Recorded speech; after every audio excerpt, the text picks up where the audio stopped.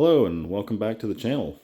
Today we are checking out my new bike, a GT Street Performer.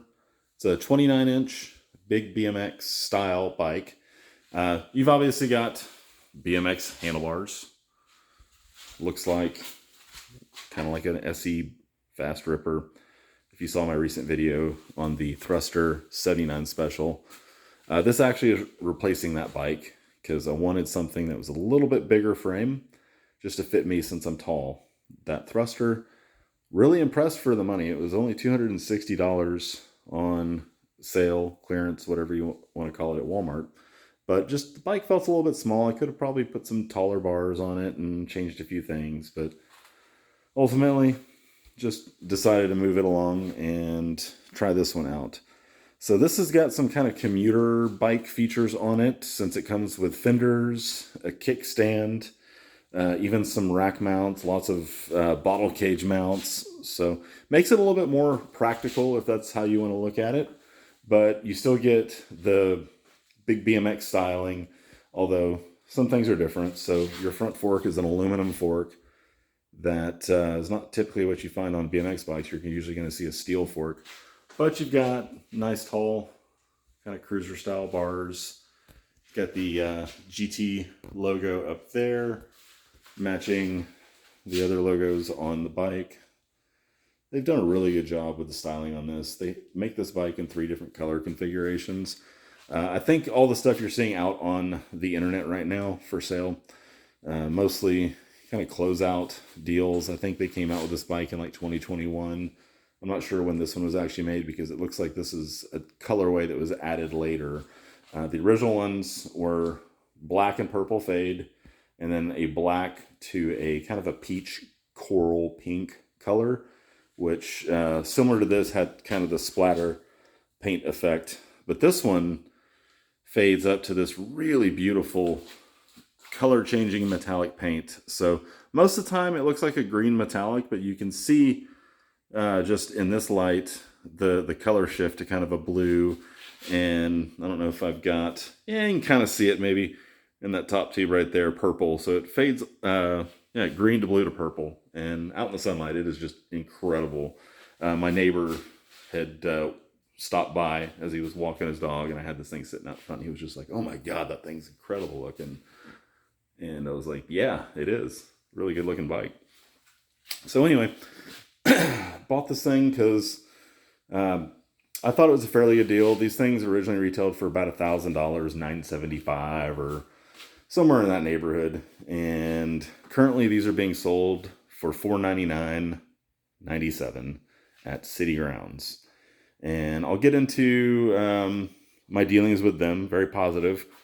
But on top of that, they do charge, at least what they charged me, was $60 for shipping. I'm in Texas, so that's from California to Texas. Shipping took about 3 days.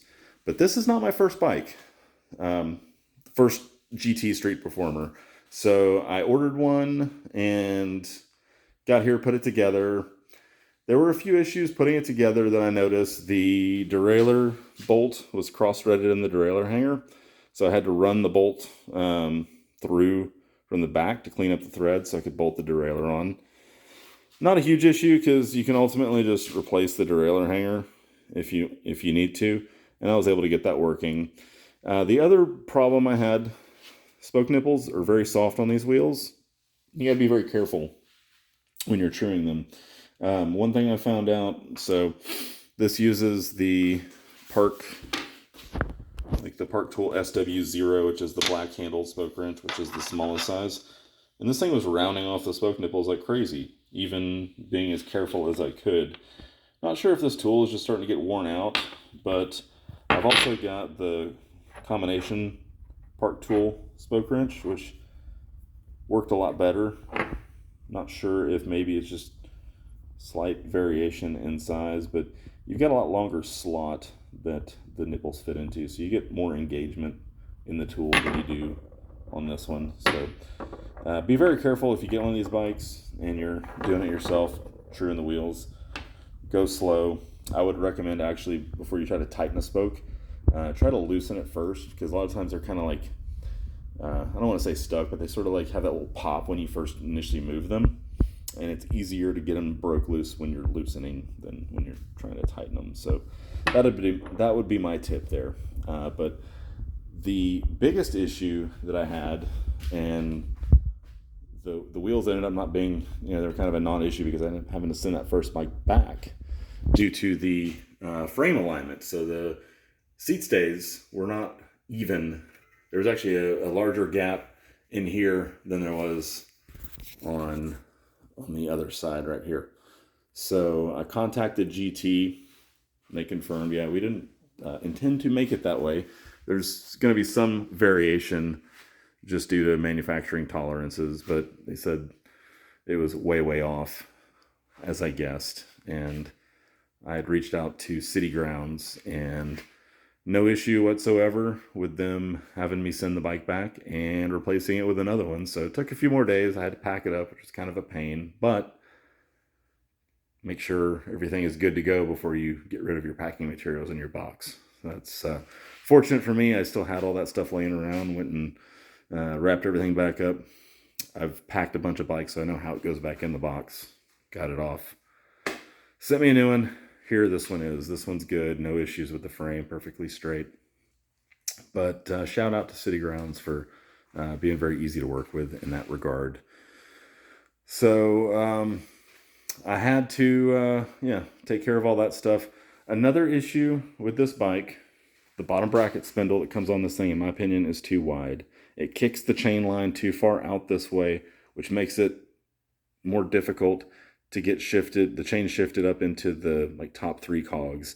You hear a lot more noise because basically you're cross chaining. So you just have a lot of chain angle going from the chain ring over to those large cogs.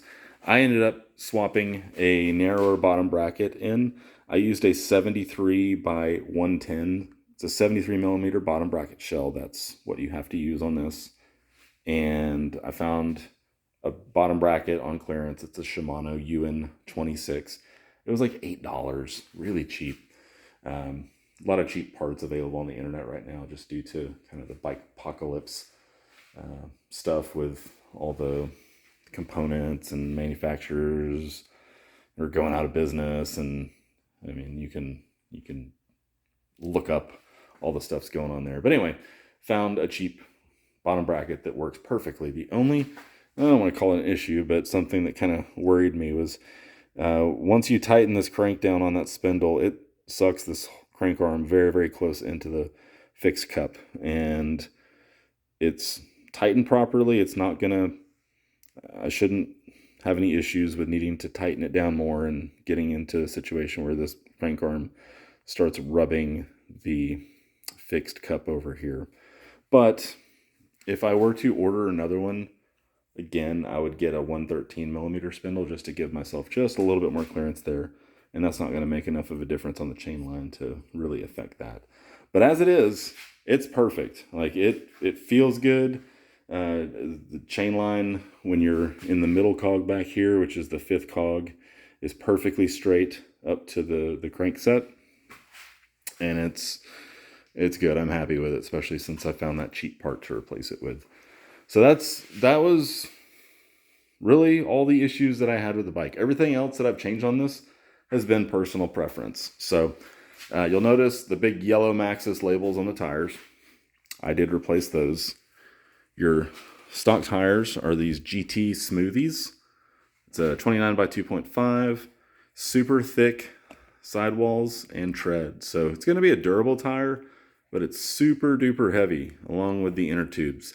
These are pretty thick. I saw the tube marked 1.2 millimeters. That's the thickness of the tube, and that's pretty doggone thick.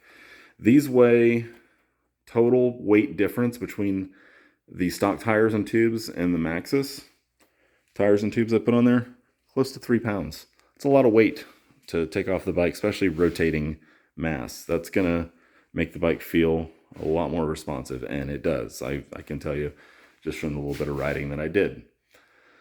So that was a big upgrade that I did. I also upgraded the seat post, and the seat comes with just your typical, here's all the stock parts. Came with typical, just single bolt aluminum seat post. And then nice little GT BMX type saddle. I love the logo back there. And the reason why I'm not running this saddle is because of the way the seat post on that bike works. So this has 8mm diameter seat rails, which is just 1mm larger than a standard saddle rail. It's 7mm, but it's enough to not clamp properly in this particular seat post. This is a Pro brand dropper post, which uses a side loading clamp, or well, it loads from the top, but it clamps side from the side, and it just doesn't work with those wider rails. I wanted to use this dropper post so I could get the seat up and down. I can go right around with the seat in the up position, get good leg extension, but then drop it down. Makes it easier to get off and on the bike because I'm getting older, and it just looks cooler with the seat slammed a little bit. And then this is Brooks Cambion C19. I've had this for a while on some other bikes. Really like this saddle, so I just wanted to use this seat and have a dropper post. And then everything else I've added, just little small doodads. Got my quad lock mount, little bike bell there, water bottle cage. It's a Arundel Looney Bin, adjustable size, so you can use different size bottles. I put some titanium low profile bottle bolts. This has got all the different mount points on it, so I bought a 12-pack of these and used every single one. Used them for my fender mounting in there. Filled that hole there on the front of the fork, just look nice and clean. And then used, again, fender mounts back here. So there you go. Not a whole lot of riding impressions in this video. I just don't have camera equipment to like go out and ride, so I wish I had more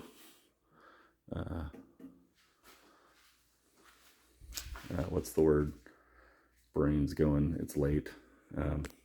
I wish I just felt more motivated to like put together better videos. I know this is just me yapping while I'm holding my cell phone in my garage, and I'm not here for high content production value. Just trying to put information out there in case anybody's interested. But the bike does ride nice. It is still kind of a heavy bike, but just as a cruiser. So there you go. I also forgot to mention I've got these pedals sitting here. I was going to talk about this. So I put a set of knockoff pedals that are similar to Crank Brothers stamps. And these are just some like $15 Amazon. But they've got sealed bearings. Allegedly those are chromoly spindles. I've used these on other bikes with great success. And I like them. They're a little bit smaller than the Crank Brothers pedal, but otherwise a very similar knockoff type design. And this blue I think would look nice. It's a pretty good match. I bought these for my e-bike, which has kind of a blue accent theme to it. And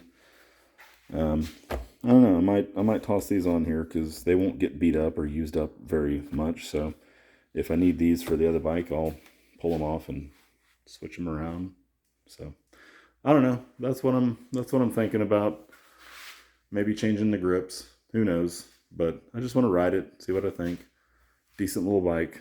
And definitely let me know if you have any questions about it, what you think. I love responding to your comments and questions. Give it a like, give it a dislike. It doesn't matter. I'm not doing this for money. I don't have enough subscribers to be monetized. So just trying to throw out some videos and see what people think. And I appreciate everybody who has watched all the way to the end. And I just want you to go out, ride your bike, have fun, get other people to ride their bikes, do it all over again. Y'all take care and have a great day.